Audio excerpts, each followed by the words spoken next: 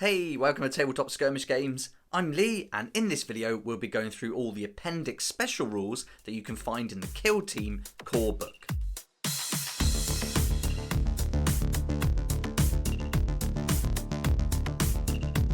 In our How to Play Kill Team series, we went through part 1 to part 13, covering all the basic rules, including the different ways to play.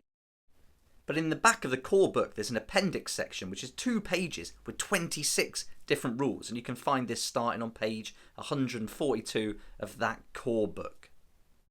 These appendix rules play a huge part in the game, and you can find them across data cards and in the individual Kill Team special rules. So in this video, I'm going to go through all of the rules in the appendix from 1 to 26 with some examples and use some data cards from different operatives that have that special rule embedded in them. I'll also put the special rules up as individual videos, so you can just find the one you want on YouTube or go through the timestamps that I'll put in this video so you can have them all in one place as a handy resource.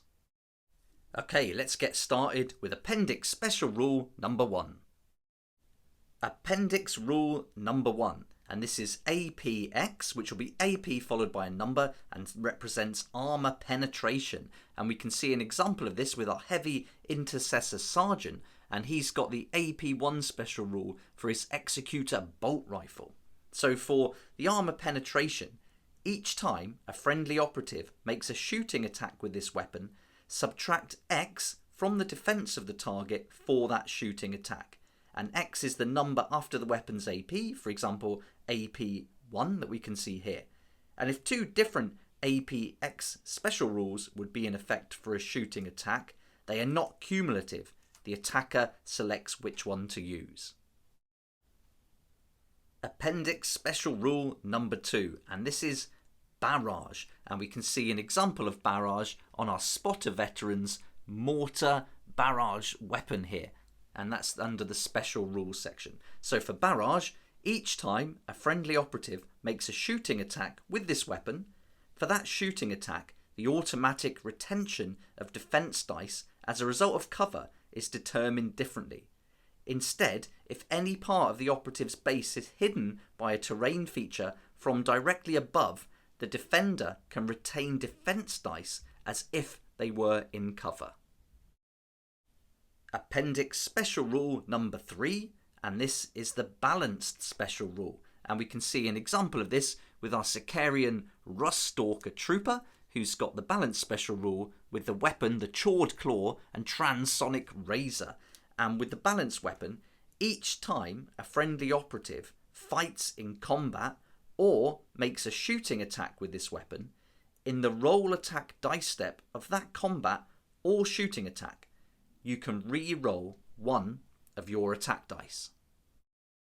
Appendix Rule number 4, and this is the Blast Rule, and we can see an example of this with our Death Corps of Krieg Gunner Veteran, and the Blast Special Rule is attached to the grenade launcher for the Frag. And with a Blast weapon, each time a friendly operative performs a shoot action and selects this weapon, or in the case of profiles, this weapon's profile, after making a shooting attack against the target, make a shooting attack with this weapon using that same profile against each operative within X of the original target. And X in our Gunner Veterans case is that white circle or 2 inches. When determining if each other operative is a valid target or in cover, treat the original target as the active operative. An operative cannot make a shooting attack with this weapon by performing an Overwatch action.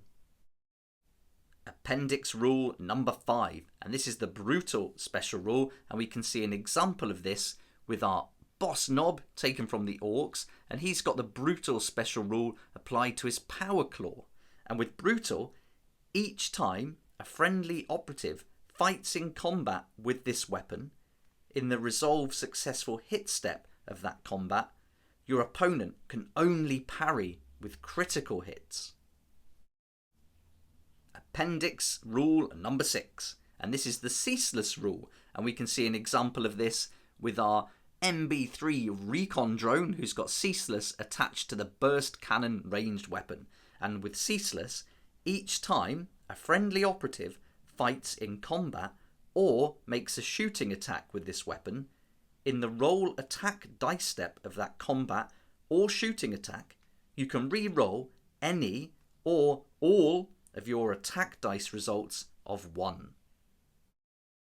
Appendix rule number 7, and this is the Fusillade special rule, and we can see an example of this with our Sicarian Infiltrator Trooper, who's got the Fusillade special rule attached to the Fletchette Blaster. And I hope I'm saying all this right, but here we go. So each time a friendly operative performs a shoot action and selects this weapon, after selecting a valid target, you can select any number of other valid targets within 1 white circle or 2 inches of the original target.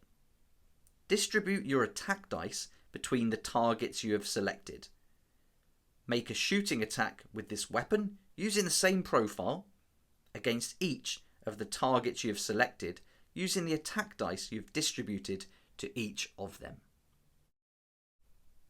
Appendix rule number 8, and this is the heavy rule, and you can see an example of this with the Grey Knight Gunner, who's got the heavy special rule attached to his side cannon. And for the heavy rule, an operative cannot perform a charge, fallback, or normal move action in the same activation in which it performs a shoot action with this ranged weapon. Appendix rule number 9, and this is the hot special rule, and we can see an example of this rule with the Guardsman Gunner, who's got hot attached to the supercharged plasma gun. And for the hot rule, each time a friendly operative makes a shooting attack with this weapon, in the roll attack dice step of that shooting attack, for each attack dice result of 1 that is discarded, that operative suffers 3 mortal wounds. Appendix rule number 10, and this is the indirect rule, and we can see an example of this with our equipment for the Sisters of Battle. And here under the frag grenade, the special rule indirect is applied. And for this rule, each time a friendly operative makes a shooting attack with this weapon, in the select valid target step of that shooting attack, enemy operatives are not in cover. Appendix rule number 11, and this is the Invulnerable Save X+. And you can see an example of this with our Custodian Guard Leader, who in the Storm Shield ability has got a 4+ Invulnerable Save. And with this rule, each time a shooting attack is made against an operative, the defender can use its Invulnerable Save instead of its normal save characteristic. An invulnerable save is used like a normal save characteristic, except that it cannot be modified in any way and is not affected by any APX or armor penetration special rules. This means the defender would use their normal defense characteristic. The X of the invulnerable save is the dice roll required for the defense dice to be successful, and with our Custodian Guard Leader example here, it's a 4+. Appendix rule number 12, and this is the lethal X rule, and we can see an example of this with our Player Leader, and it's got the lethal 5+ applied to the close combat power weapon. And for this lethal rule, each time a friendly operative fights in combat or makes a shooting attack with this weapon, in the roll attack dice step of that combat or shooting attack, your attack dice result of equal to or greater than X that are successful hits are now classed as critical hits. And so X in this case with our player is 5. Appendix special rule number 13. This is the limited rule, and we can see an example of this with our tactical Marine Sergeant, and he's got 3 applied here to different weapons, which are the Combi Flamer, Combi Grav or Combi Melter. And with the limited rule, this weapon can only be selected for use once per battle. If the weapon has a special rule that would allow it to make more than one shooting attack for an action, for example the Blast special rule, make each of those attacks as normal. Appendix rule number 14, and this is the MWX rule, which stands for mortal wounds, and we can see an example of this with the stealth battlesuit Ceaseless, and this is an MW4, so this is quite high for mortal wounds, and you'll see mortal wounds quite often throughout the data cards. And the rules for mortal wounds tell us that each time a friendly operative makes a shooting attack with this weapon, in the roll attack dice step of that shooting attack, for each critical hit retained, inflict X mortal wounds on the target. And in this case, X is the number after the weapon's MW. So for this operative, it'll be MW4, and X will represent 4. Appendix rule number 15, and this is the no cover rule. And we can see an example of this with our Deathwatch veteran Watch Sergeant, who's got the no cover special rule applied to his Deathwatch bolt gun Dragonfire option. And with no cover, each time a friendly operative makes a shooting attack with this weapon, for that shooting attack, defense dice cannot be automatically retained as a result of cover. They must be rolled instead. Appendix rule number 16, and this is the psychic action rule, and you'll find this in some different abilities and special rules throughout the compendium. I couldn't find many examples of this, but you can see an example of it being used here with the Sister of Silence Superior in one of her abilities, and this is the Psychic Abomination ability. But a psychic action, the rules for it basically is that it is a term for a certain kind of action, and this term provides no additional rules on its own, but other rules may interact with actions that have this term. So with our Sisters of Silence Superior here, we can see that while an operative is within one red pentagon of an Anathema Psychana operative, it cannot perform psychic actions, and Sisters of Silence operatives cannot be targeted or affected by psychic actions either. So that's how the terms use within the rules on the data card. Appendix special rule number 17, and this is the PX or piercing special rule, and we can see that the Necron warrior has got P1 applied to his critical hit special rule for his Gauss Reaper weapon. And for the PX rule, each time a friendly operative makes a shooting attack with this weapon, in the roll attack dice step of that shooting attack, if you retain any critical hits, the weapon gains the APX special rule for that shooting attack. And X is the number after the weapon's P, and so for this example, it would be 1. Appendix rule number 18, and this is the Reap X rule, and we can see an example of this with our Plague Marine fighter, who's got Reap 2 applied in a critical hit special rule for his Flail of Corruption weapon. And with the Reap rule, each time a friendly operative fights in combat with this weapon, in the resolve successful hit step of that combat, if you strike with a critical hit, inflict X mortal wounds on each other enemy operative visible to the friendly operative and within one black triangle or 1 inch of it or the target operative. And X in our example here with the Plague Marine fighter is going to be the number 2. Appendix rule number 19, and this is the Relentless special rule, and we can see an example of this with our Gene Stealer fighter, who's got Relentless applied to the special rule for the close combat double Rending Claws weapon option. And with Relentless, each time a friendly operative fights in combat or makes a shooting attack with this weapon, in the roll attack dice step of that combat or shooting attack, you can re-roll any or all of your attack dice. Appendix rule number 20, and this is the Rending rule, and we can see an example of this with our Hecatrix fighter, who's got the Rending rule applied to the critical hit rule section of the Hecatari blade.